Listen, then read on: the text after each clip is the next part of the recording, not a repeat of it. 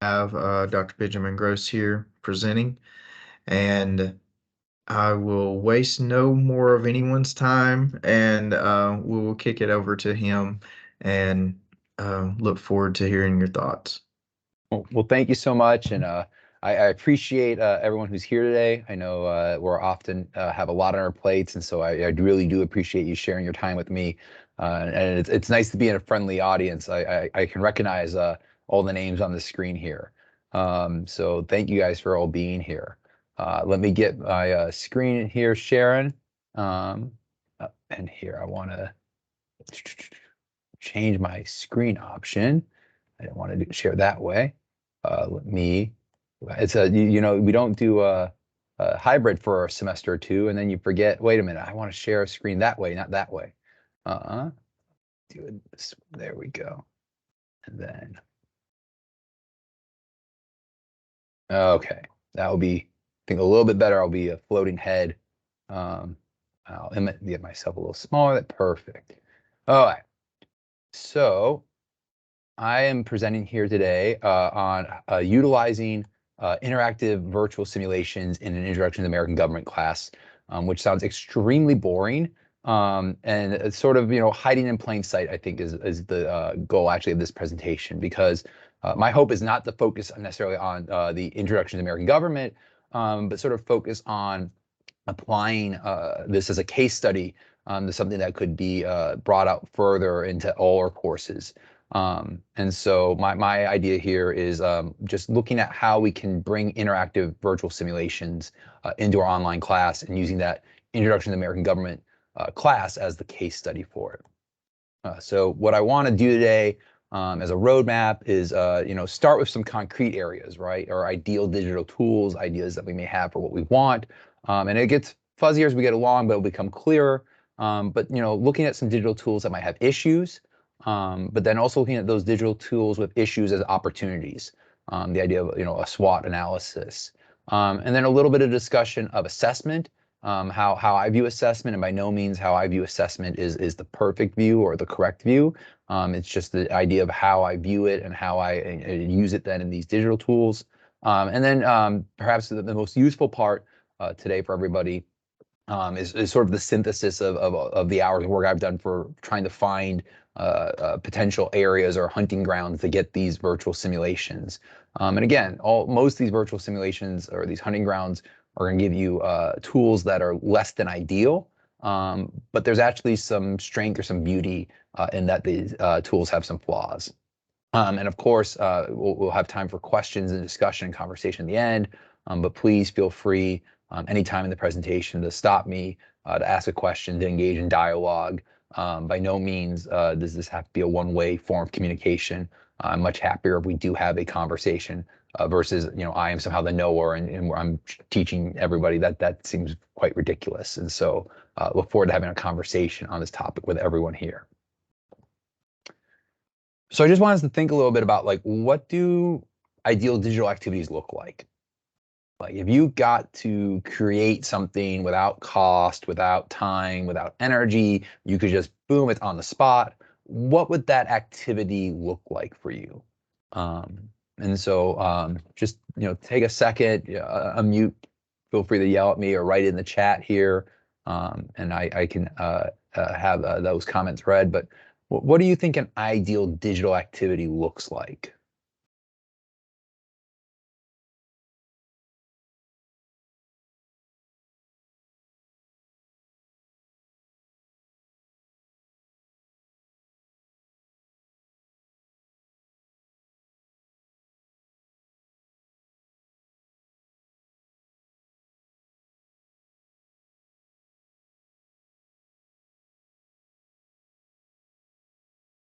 Well, as I'm waiting for those comments or for those ideas or suggestions, some things I know that tend to be like, these tend to be very large in a sense, like they're expansive and great graphics and very engaging and dynamic. But then there tends to be some drawbacks to going along with these types of tools. We may love to have a VR set for everybody, but having everyone have a VR set is not really feasible. And so some of these ideal tools that exist and that are within, literature reviews on education, have some drawbacks. So, for example, within political science, there's a great tool called Statecraft. It's a interactive platform where the students are playing with each other in this digital environment, and they're learning about how war and economies and culture, all these things can engage. But it's an extra 35 bucks. And 35 bucks may not seem like a lot, but we know our students, and that could be an entry to the or barrier to entry. That $35, it could be just enough to really prevent them from wanting to take that course or wanting to engage in that part of the course. And so, while this is a great activity, there's that cost. And sure, we could write a research faculty grant and say we're going to study it, but the hard thing is been there, done that. There's plenty of articles on statecraft. So how are we going to justify a new study on that topic to try to get a research grant that may be fun for our students to get there? Maybe there's another great tool, but that tool might require a textbook. For example, McGraw-Hill has a bunch of like interactive simulations when it comes to American government in their more expensive textbook called Connect. And so these are great games that easily go into a course to play, but now I'm locked into this textbook, and now I'm locking students into a more expensive product than just buying the ebook just to get access to these simulations.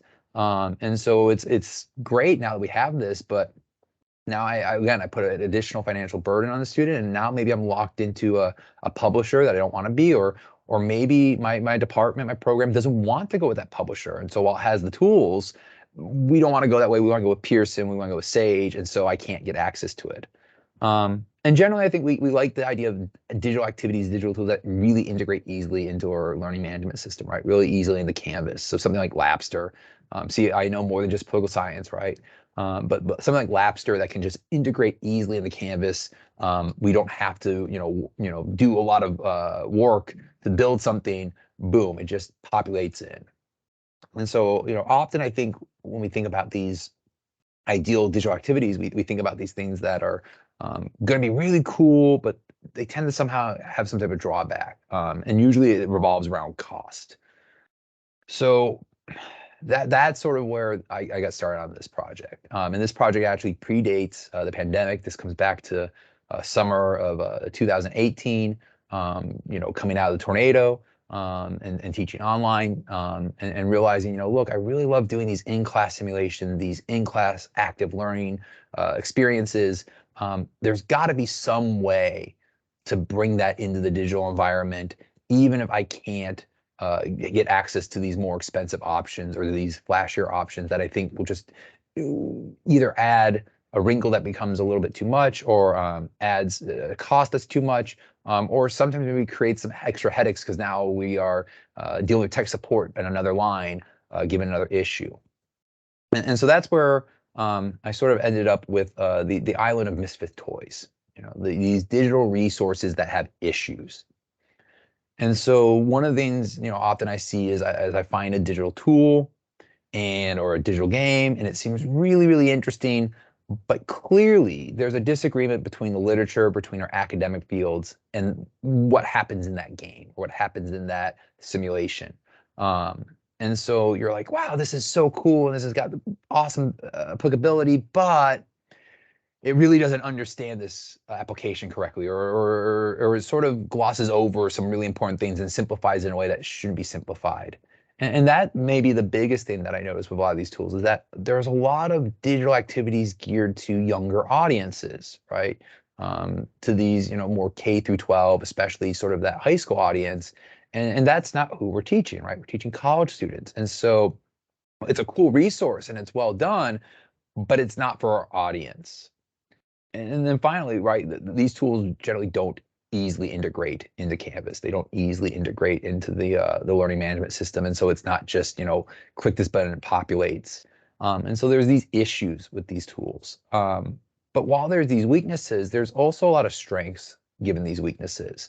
And I think the strengths of these are helping our students to work through the realization of the weakness, helping our students to see the opportunity to improve the resource in the future.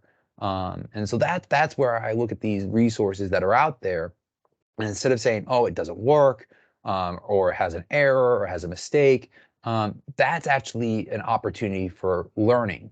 And so that's where I began this project of working through a website called iCivics, which was actually started by Sandra Day O'Connor, but is part of the CivX project, which is part of New Civics, which is about engaging students where they're interested and getting them engaged in actual real like politics, and using some of their tools to build simulations for a college student that understands that there are these issues, but also embraces those issues as a way to engage in higher levels of learning.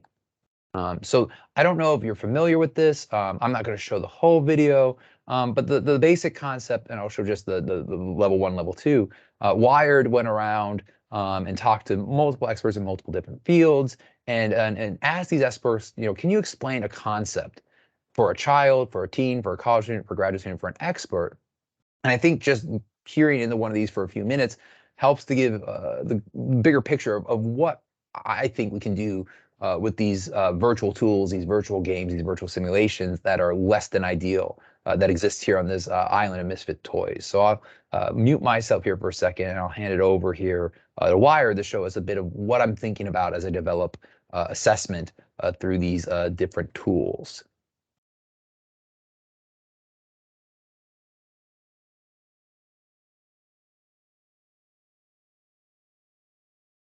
So let me pause that video real quick, and let me change my screen share there real quick with everybody so we can see the video.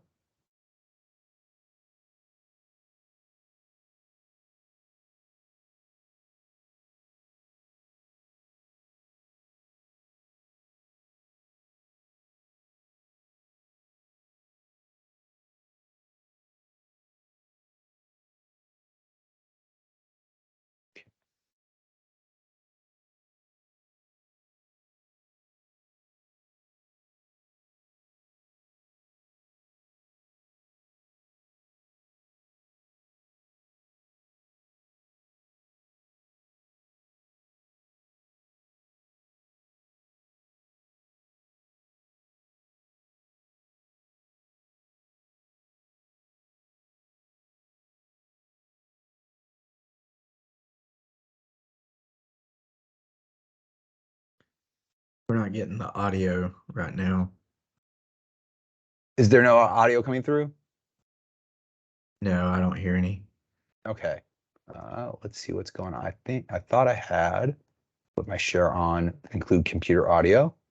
But let me stop sharing and go back. Include computer audio screen.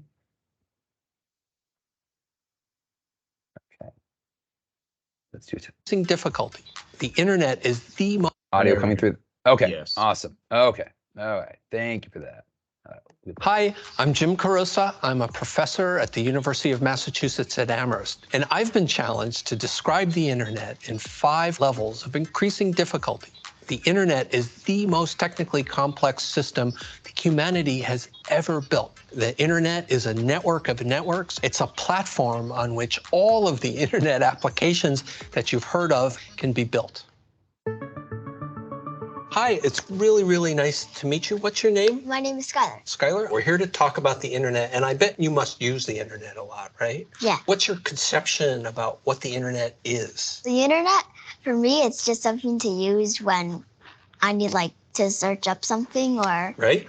watch videos. The internet is physically these computers that all talk to each other, billions of computers in the case of the internet. The internet allows us to do a lot of really interesting, what we call applications. You ever think about how that video gets to you over the internet? Yeah, I have no idea. Got a favorite movie? Matilda. Matilda. All right, we're gonna actually build an internet. I've got a couple of things here that I want to show you, or a couple of toys, actually. Okay, let's pretend that these round balls are computers, and the internet is something that connects them. And right now, the internet is just one communication link. And Matilda is sent over the internet from this computer to your computer. So the internet is a network for carrying information from one computer to another. Now this network here looks pretty simple, doesn't it, right? It's just one thing. Should we add some more friends in? Yeah. Let's say we want to get a video from here over to here. How do you think that video would sort of travel through this network? Maybe it could go to here, to here, to here, to here. That's right. So that's pretty cool. There are actually lots of different ways to actually go through the internet to get from what we call a source, the place that's sending the information, to the receiver, the place that's actually gathering the information together. And that's something we actually call routing. Huh. But wouldn't it just be easier for it to go from here to here instead of going from here to here to here to here? Yeah, so that's a really good observation. In most pieces of the internet, that's exactly what would happen. We want to take sort of what's called a shortest path, but still there are multiple paths. And why do you think that might be valuable? Maybe one way is like messed up or broken, so you can go another way? Wow. Exactly. So Skylar, that was a great discussion about what we just built. And I wanted to talk to you about, or ask you about, maybe one other really important part about networks. And it's not so much the thing itself, the physical thing, but more about the rules about communication. That's governed by something that are called protocols. Are you up for one? Yeah. Knock, knock. Who's there? Lettuce. Lettuce who? Let us go on. A knock-knock joke is an example of a protocol, right? The computer that you're using, say, makes a request, you ask for something, you get something in return. In the internet, there are protocols everywhere, so that two computers that have never talked to each other before know the rules for talking to each other. This global internet with billions of people using it are just lots of smaller networks that are all hooked together to each other. But also, what the internet allows are all of these, what we call applications, Zoom, video playing services, can all run on top of the same internet. Yeah, so there's one internet for all of them. Exactly. There's one internet and lots and lots and lots of things that you can do on top of it.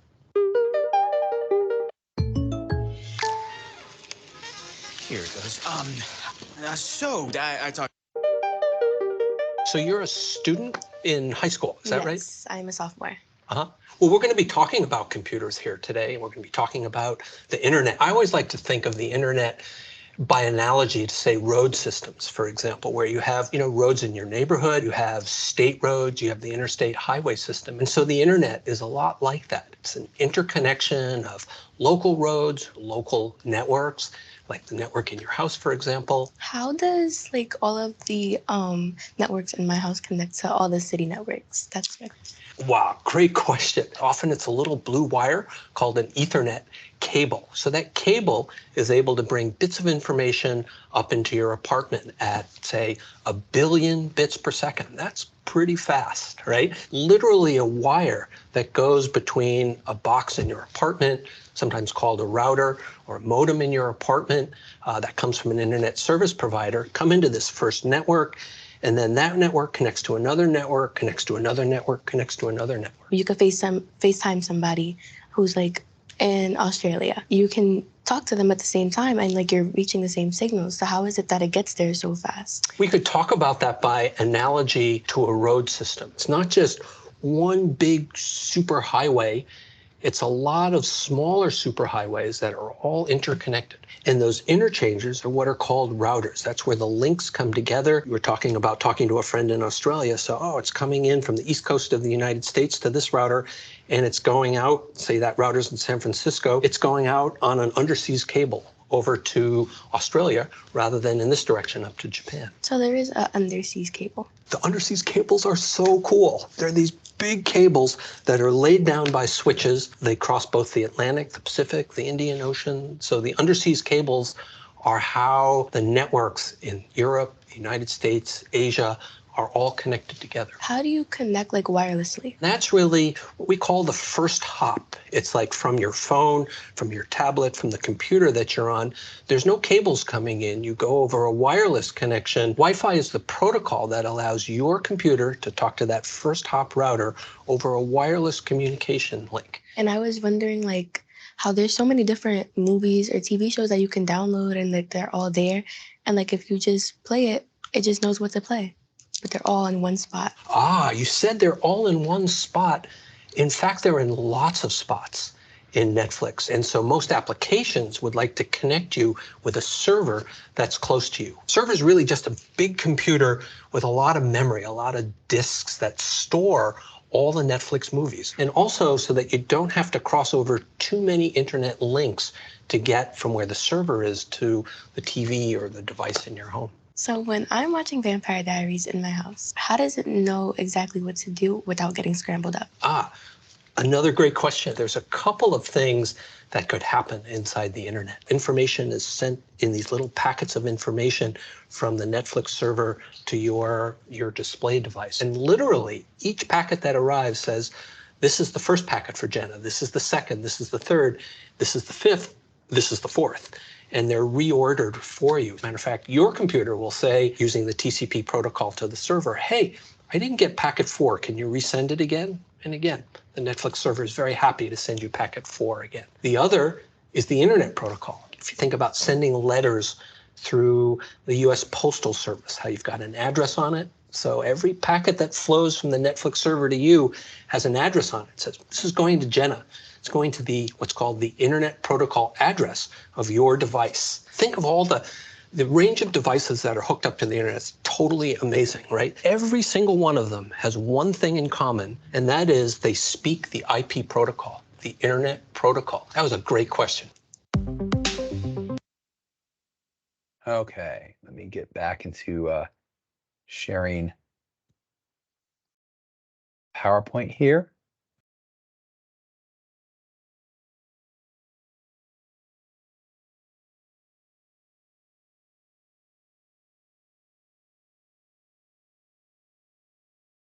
Okay. And so I think that, to me, really demonstrates the possibility here of using these tools that have issues, is that if we can explain what the issue is, right? That demonstrates that higher level of learning, that demonstrates a lot of potential of actually the fun of learning. Because when I sometimes, I'm sure we all deal, you talk to somebody, oh, you're a teacher, so you can't do it, right? But no, I think that the fun part of the right is, like, I could go do this, but I'm sharing with others how to do this. I'm guiding, right? We're not as much as a teacher as we are a guide. And so we're guiding them on how to find these things, explain these things, and understand these things. And so while they are digital resources with issues, those issues actually, to me, present perhaps the best learning experience, because that perfect digital tool, I don't maybe really have to understand everything. I can just sort of go with it and it's going to work. Where that one with issues, now I have to be thinking, I have to be engaged, I have to go, okay, well, this seems to work, but wait a minute. Like, if I did it that way, I guess that would actually be closer in line with the discussion we were having in class. And oh, so, once again, how would this all work? And I think if we think about helping our students to explain the tool and why it works and why it doesn't work, just like we would explain something like the internet to a child versus a teen, and then moving up, really demonstrate that idea of learning.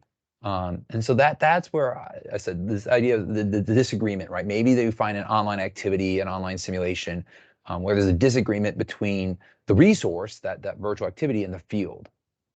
But that, I think, shouldn't be seen as a disadvantage necessarily, but that chance for that higher learning on Bloom's taxonomy. Because if that resource simply just was correct, really then we're just doing remembering and understanding through the activity. And maybe with the debriefing, we're trying to show the higher levels when we debrief in that. But that's hard too in that online activity to do a debrief, especially as we embrace things like ChatGPT. I was just at a educational conference here this past weekend, and that was a big theme about the fear of how do we control this, how do we monitor this, how do we limit this, how do we punish this. And my only reflection was, this must be how stagecoach drivers felt when those Model Ts were running off the assembly line, because the reaction was, oh my goodness, my job is gone, and I need to somehow fight against this. My suggestion, or my idea, was that, look, the ChatGPT may not be around. Its energy costs are very high. It's burning, I think, about $100,000 a day in cash to operate the C, or their predict, or not, but estimating. And so maybe ChatGPT doesn't exist, but maybe it is. Microsoft is putting a huge amount of capital and resources behind it. It's going to get integrated most likely into Word, and so it's going to be there. So instead of saying this is a tool that we're trying to avoid or trying to hide, it seems like it's more likely going to become like a calculator. And just because you have a graphing calculator doesn't mean you understand how to input things correctly into that graphing calculator to get the function you need and then to use that function. And so ChatGPT, right? How do we embrace it? Well, finding things that have issues, right? That's something that the AI isn't so strong with at this point. And so that higher level of looking at the content, right? I can run chat, tell me what happens in the simulation, but then seeing what in that simulation doesn't work given what we know in the literature. That's that higher level of the applying, the analyzing, the evaluating. And some of it is there in the AI software, but it's not all there, at least not yet. And so with these less than ideal resources, I see the opportunity there for really demonstrating that higher level, for students to really look at that tool and see what's valuable about that simulation, but also what is problematic and be able to explain what the problem is, and in that way demonstrate that higher level of learning. That also then allows, I think, not in the 100 level classes, but if we were to do this in an upper level class, if I was to do this, just say an upper level class, that next step too of, okay, how would you improve this resource? Right, now that we've used this resource, if you wanted to make this resource for a college classroom, or you wanted to make this resource for a different audience, what would you do to improve it? Now that you've shown the issues, how do you fix it? And that leads to the bigger question of, is the improvement worth the cost? I think we've all seen this, in graduate school where somebody, picks on another graduate student, or presenter comes in and they real quickly attack on something minute, and, well, why didn't you measure it this way, or why didn't you collect this data instead of that data? And one of the things perhaps that needs to be sort of brought in that first or second year of grad school, that student is, look, if you could do it better, tell me how you would do it better. Criticism is easy. Give me that constructive feedback. And furthermore, if we were to go do that thing, or if we were to measure it this way, or we were to collect that extra data, is that improvement really worth the cost? Does that extra 1% of knowledge that we add justify that millions of dollars in 2 years of work? Maybe it does, but maybe it doesn't. And so that's that discussion about, okay, how can you improve it, but what's the cost of that improvement? And is that cost worthwhile? Now, I think it's a hard conversation for us in our field, because I think a lot of us get in this field because we are perfectionists. We are ones that desire to have that perfect product, that perfect lecture, that perfect article. But that's also not the reality of the real world, and we know that through our conversations with our friends and our families and our acquaintances that went elsewhere. Right? We know in the real world that the 80-20 rule is by far more what's being embraced. Right? Build 80% of the thing for 20% of the work and good enough. And so we need those perfectionists, right? We need that to balance out, but that's not everybody, and that's not everything. And so having that deeper conversation about, okay, you could improve the resource this way, but is it worth the cost of time, energy, money, or is it not? Is it good enough? Is also a worthwhile cost that really is to think about that tool, and to think about why the tool is what it is, and if improvements can happen, great. There's an avenue forward, and if not, okay, here's why it wasn't done. And furthermore, it allows us, when we have these disagreements between the literature and the resource itself, to have this investigation about, well, what's that cause, right?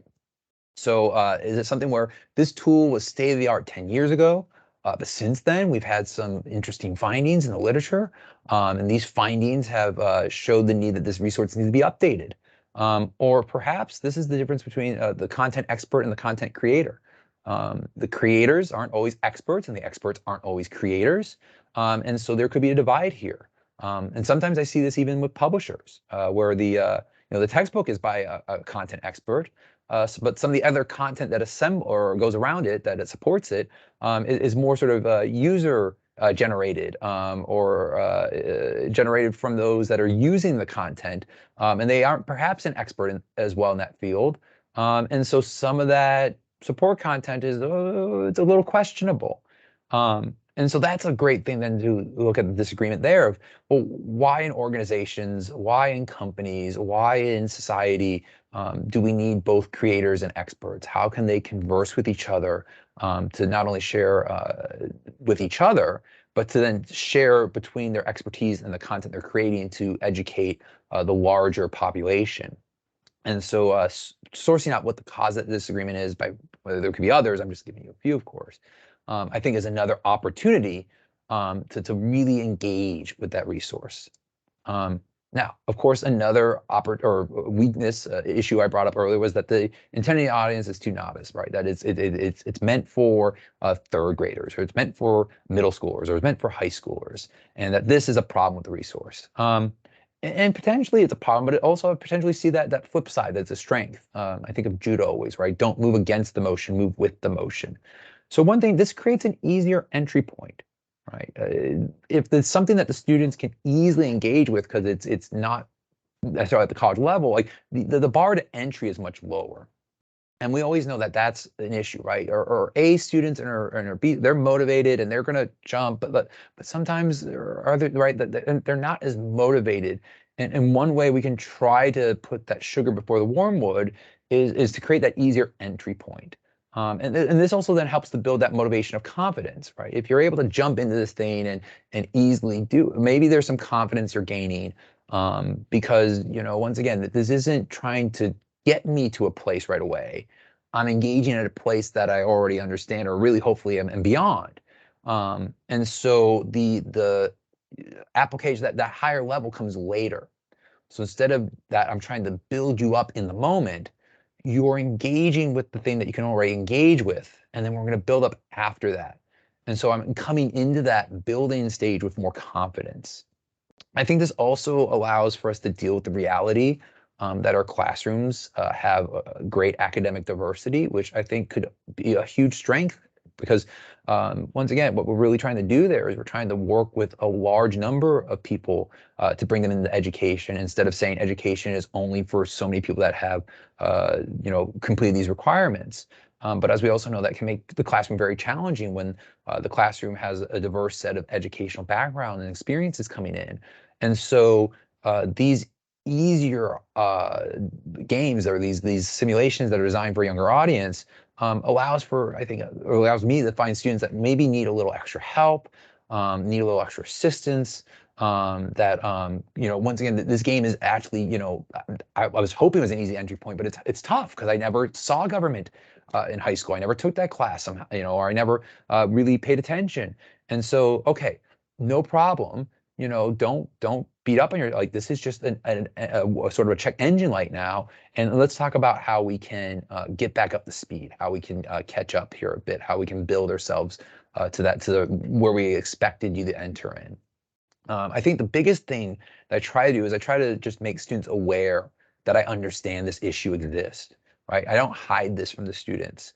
I understand that this simulation was designed for high schoolers, and I don't think you are high schoolers, right? I'm not trying to demean you and say that you can't handle college work, or I'm not trying to say that you're not intelligent enough. By no means is that the intent of having you do this, online game that was built for high schoolers.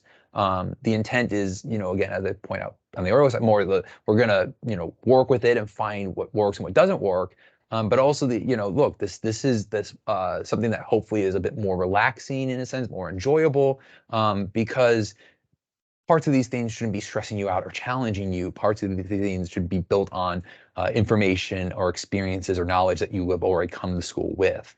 And now we're going to investigate those things, those opinions, those ideas that you have at a deeper level through this mechanism.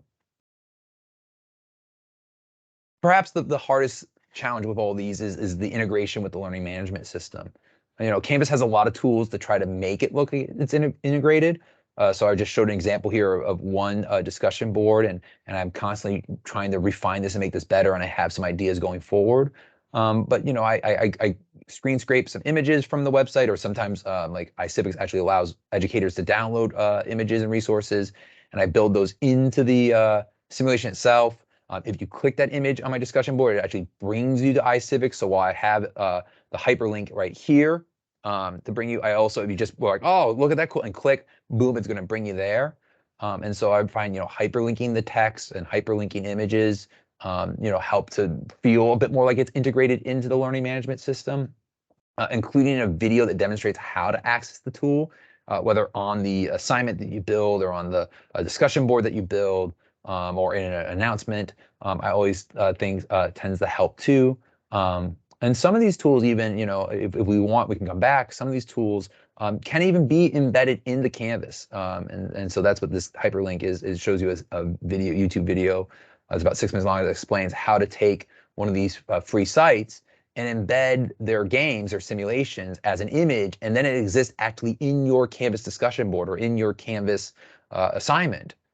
And so there are some ways using the embed tool within Canvas to actually integrate things that weren't intended to necessarily be integrated, but can be integrated.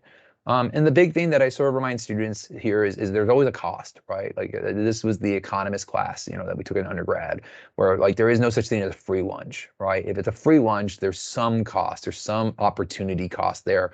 You're hearing the pitch, or you're taking your time, something's going on.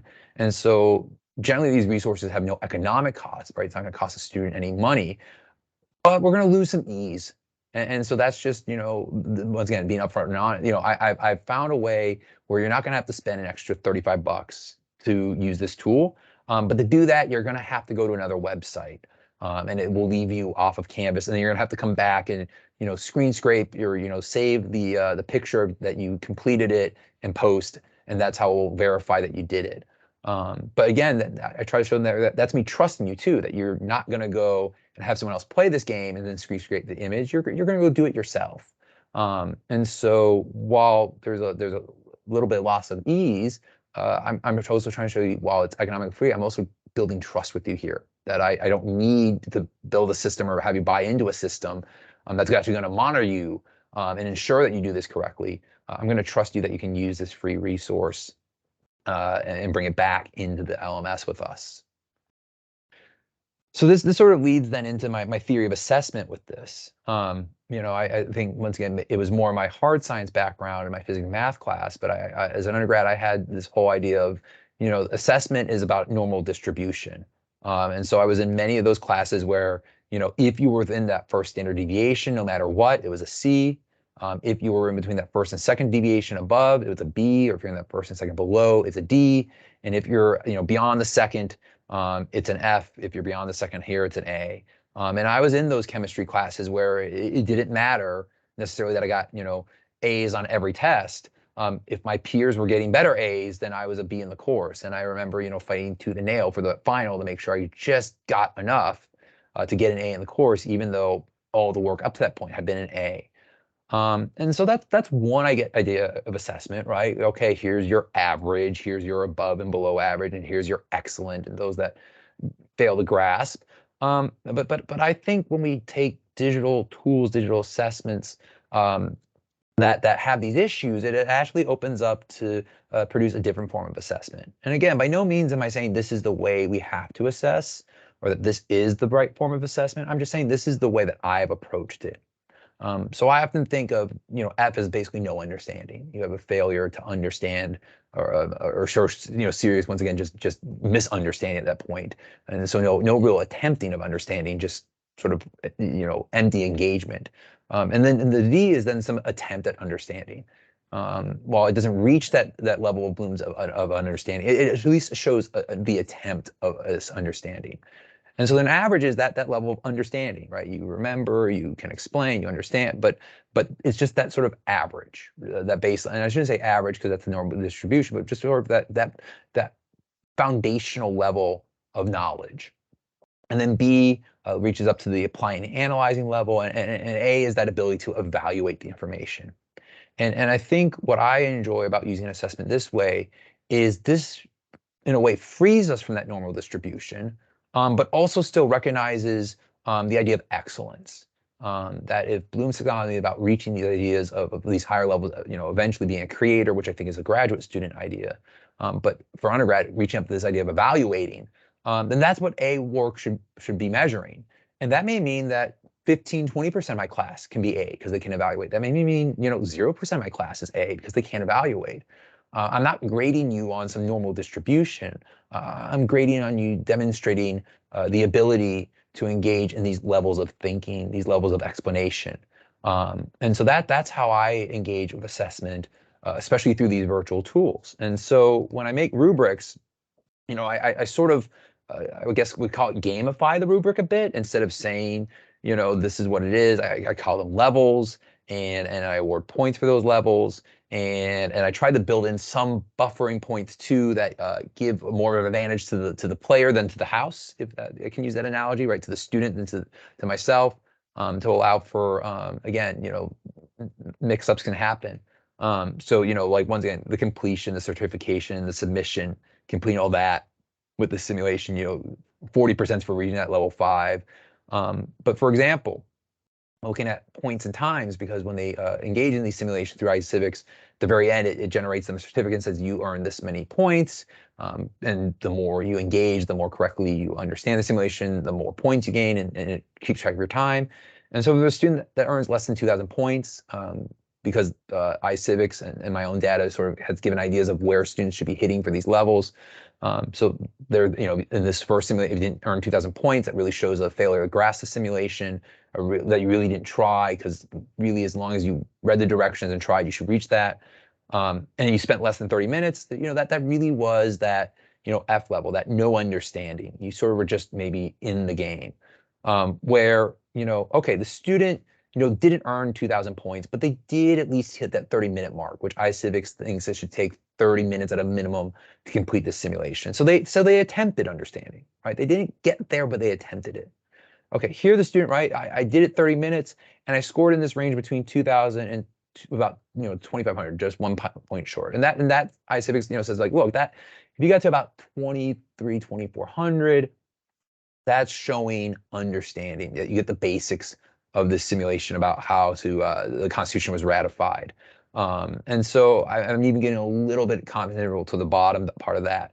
And then boom, okay, now that 25 to 2999, right, almost 3,000, this person clearly could apply and analyze some concepts that we talked about in the class that was in the simulation to get up to this point level, and they spent that time. And then finally that 3,000 or more, once again, really you had to be able to evaluate information in the simulation, because you're looking at different interviews, you're gathering tokens from that, you're using those tokens to create pamphlets, you're putting those pamphlets in different states to try to convince them to ratify or not ratify the Constitution, because you can be an anti-federalist or a federalist, right? So you're really having to not just, understand it, but you're having to evaluate, where should I put that pamphlet? What pamphlet's going to be the best to convince this audience? And what I find, honestly, when I use this scoring method here for points in time, look, I can sometimes in some classes have 50% of students get up here. In some classes, I got 2 or 3 students getting up there. And the virtual presentations don't change much. I update little slides here or there, but they're fairly similar. And so moving to an assessment form in this way has really freed me, I think, to fairly assess students along Bloom's taxonomy, instead of along some idea of a normal distribution, or there can only be so much excellence, or excellence must mean this thing. And so it's more about, did you show that you were moving up those levels? Sometimes it doesn't always work, and question 1A shows that, because the first question in the discussion board was, did you choose the anti-federalist or did you choose the federalist? And so that's really hard, right, to show these higher levels.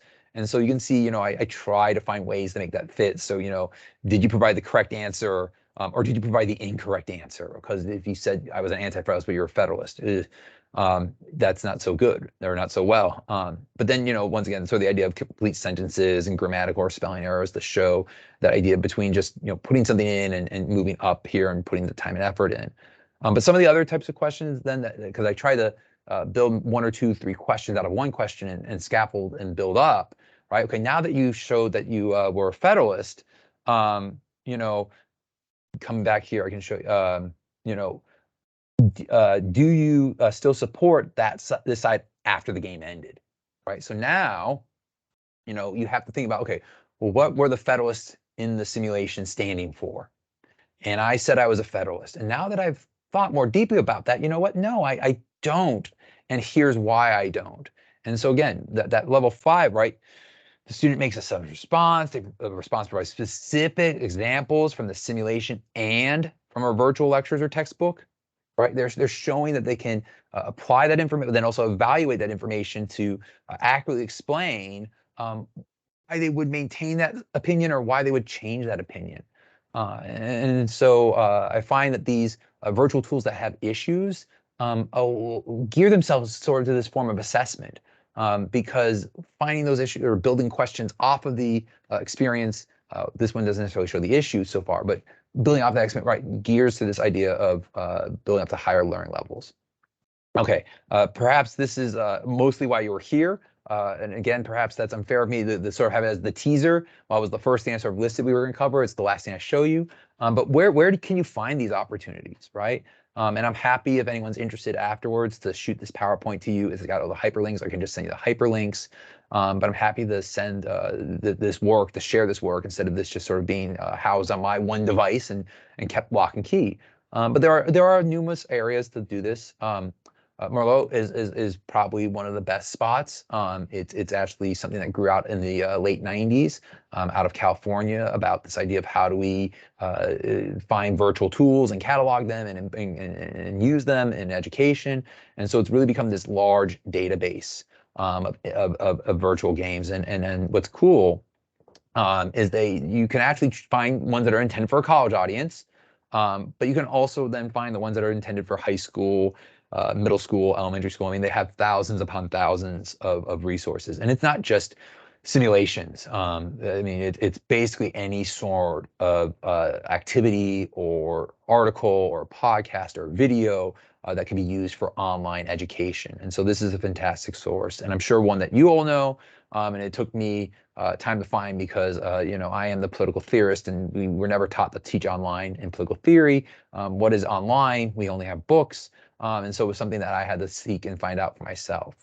There are a couple colleges that run databases that have links to numerous sites. And so instead of listing all of them, there's just the College of Staten Island and the Colorado School of Mines. Their libraries have a large, sort of database of different online resources. One that I discovered during the pandemic, because we were homeschooling our daughter and she was in first grade at the time, is BrainPop. And BrainPop has a bunch of free games that can be played. And again, they're geared more probably K through 5, K through 6, and they have some that are middle school. But these provide those opportunities for really demonstrating the concept and demonstrating the strength of the simulation, but also the weakness and that higher level of learning. Gizmos and Fate are both like that too. And Nova Labs also has some really cool ones. And it's not just biology. They have like personal finance and economics even up in there. And that's sometimes the cool thing too that I found with some of these simulations. Sometimes they use a simulation that's meant for economics, but have students reflect on what that informs us about politics. Or sometimes have them do one that's about biology. But again, what's the connection between biology and political science? There's a whole sphere of biopolitics. And so sometimes being a bit creative, going, well, this isn't my discipline, but there could be a connection. There's a way that my discipline talks to this discipline. And is there a way that I can incorporate this into an assignment then? So yeah, we're talking about economic democracy, and we're talking about economic equality, and we're talking about the use of international political economy to engage in world events. Hey, there's this simulation about can you survive 30 days on a low-paying job without going broke, called Spend. Maybe if I have my students play that game, that will help demonstrate how individual systems are connected to larger systems like the government and social security safety nets. And so I think a little bit of creativity on these can also be helpful, and also show our students that we recognize that our disciplines exist in a larger conversation with other disciplines, that we don't just exist in silos. Some other things to consider then too, than just not, what if I don't want games? What if I don't want to do that? That's fine. I think there are other tools we can use that bring out these forms of Bloom's taxonomy. So whether it's including podcast and having students start maybe with just a straight up multiple choice quiz after they listen to the podcast and demonstrate that, I understand, I remember, but then sort of after that, a discussion board to engage in a conversation. about how this applies to the class, or how we could, evaluate that podcast given our class about, well, what does that podcast get right? But if you were to be able to be the next guest on the podcast, are there things you would want to correct, or things you would want to flesh out or add? And then once again, if you say, well, that detail is wrong, and here's the detail I want to add, what does that additional detail get the audience that we're missing in the original podcast? In the same way, PBS has their crash course videos. Again, these are geared more to middle school, high school, but engaging with those videos to go, well, if you were to produce a video, right, what would you have included? Why would you have included this part? Why is this part of our text? Why is this part of our course really important and needs to be included in the next time they update that video? Or then engaging even with mass media. And sometimes what's cool too is mass media, newspapers build activities that we can engage with, whether they're quizzes, or the BBC had a cool one where it was, you're a Syrian refugee and you're trying to get out of Syria into the EU, and can you do it? And it's this little, A or B type thing, do you pick this or that, and do you pick this or that, and you keep going. But there's only a couple chains that eventually lead to Europe, and most of the chains lead to you getting stuck in Libya, or getting stuck at sea, or drowning or something. And so having students, play that, which is through a newspaper, and play that multiple times so they get to the conclusion, and thinking a bit more deeply than about, okay, well, why are people leaving Syria? Why are they willing to risk this? Why did you pick in that same, why did you pick to be a woman versus pick being a man? Do you think it matters in the game if you pick being a woman or pick being a man? And then, exposing, the simulation doesn't take that into effect, but should it take that into effect? Should the simulation that the BBC produced have the male path versus the female path be different? What do we know from our research about refugees that could inform this to make this a better game if we were to make it ourselves? Those are harder to find because it's just sort of hit or miss. But sometimes just searching some of the major publications, because they have more resources, is a great way to find a cool little tool, or a cool little way to bring in some learning opportunities. So that's where I had aimed for this to be about an hour-long presentation, and I've taken about those 50 minutes that normally I would aim for in an hour presentation. And I think we actually have more time if needed. But that's the conclusion of my presentation here on how I've been using less than ideal simulations to try to engage in learning and higher levels of learning. I really appreciate everyone being here, and I'm happy to just engage in a conversation and open up for any discussion at this point.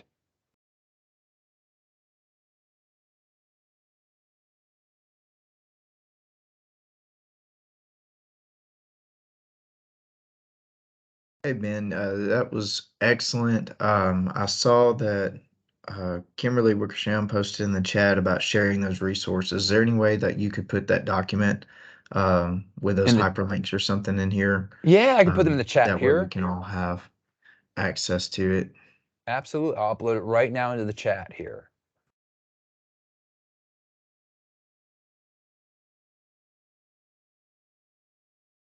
Yeah, I think just having those resources will be great benefit. Yeah, awesome. Thank you so much for dropping that in.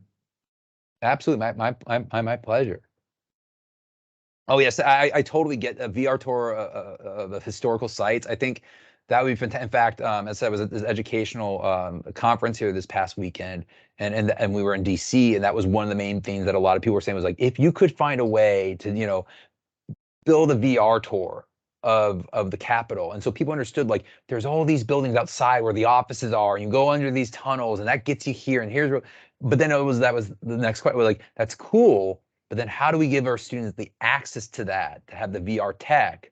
That's that next step in that. As a, at this conference, we had publishers there and educators and all these different, and they're like, as a publisher, I have the resource, I can go build that, but do your students have the resources for that? And that was a really interesting conversation.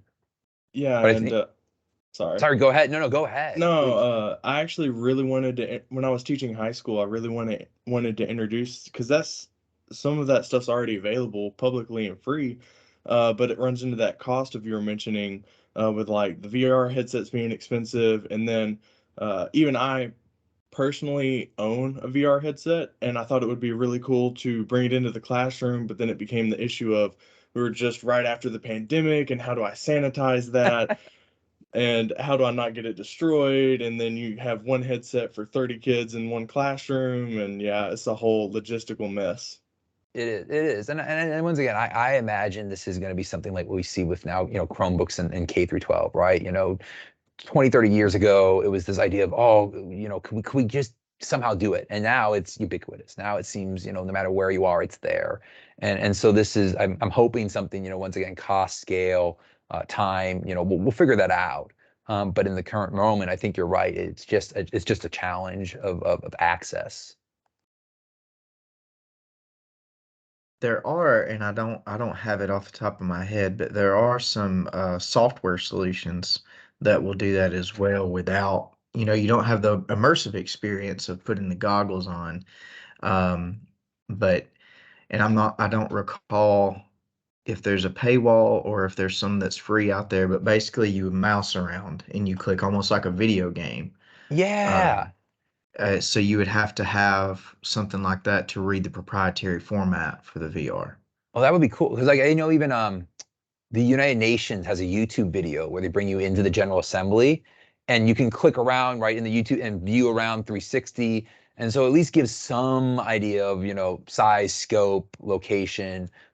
So I think you're finding those workarounds. If you find that, bot, please share that, because those are the cool little tools. I think that we when we find those, right, it opens up doors for our students. I agree. I do also have another question, if you don't mind. Yeah, Um, absolutely. and this may just be a dumb classroom management kind of question, but There are no do you dumb find questions.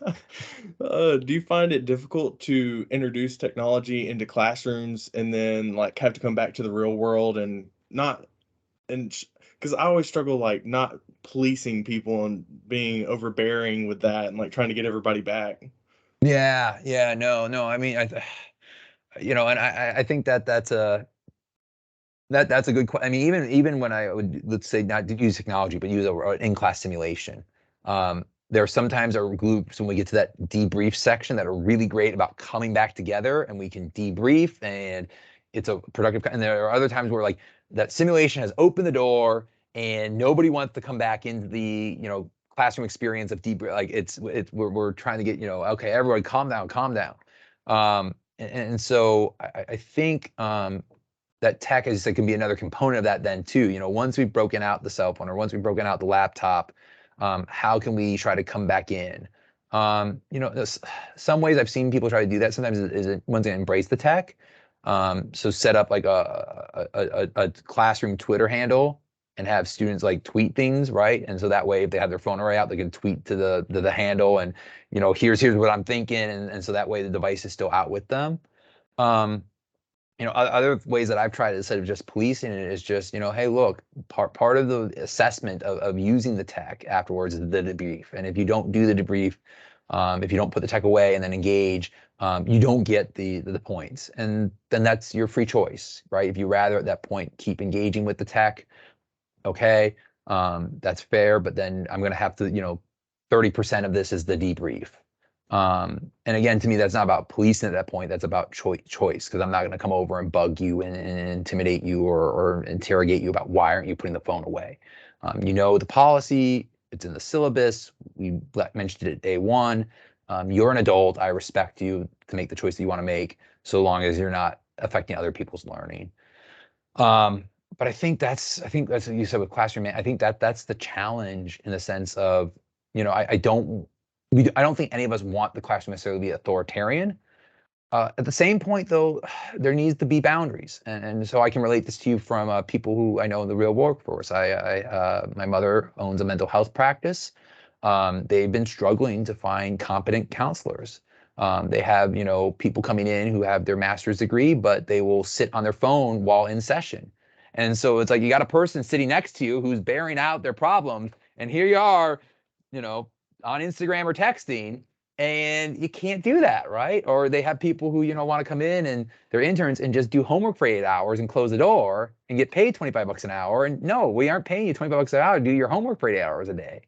Um, and so to some level, we do a disservice if we don't bring some professionalization in. And so that's sort of been my move. And I think you saw this as someone who's seen my classroom. I generally, after the 100 level, bring in a component of the class called professionalization. And I stress how there are norms and expectations for the careers you're planning to head to. And part of the job now is to practice that, because it's better to learn those skills and make those mistakes now than to get fired at your first job there for 2 months. And now you're having a hard time getting a second job because why were you only at this job for 2 months? And so that's where, I sort of bring in professionalization as sort of its own component, and try to use that as a way to, instead of use it as a stick to get engagement or to get those notes, as more of a carrot. Hey, 10% of your grade, if you just stay professional, there you go.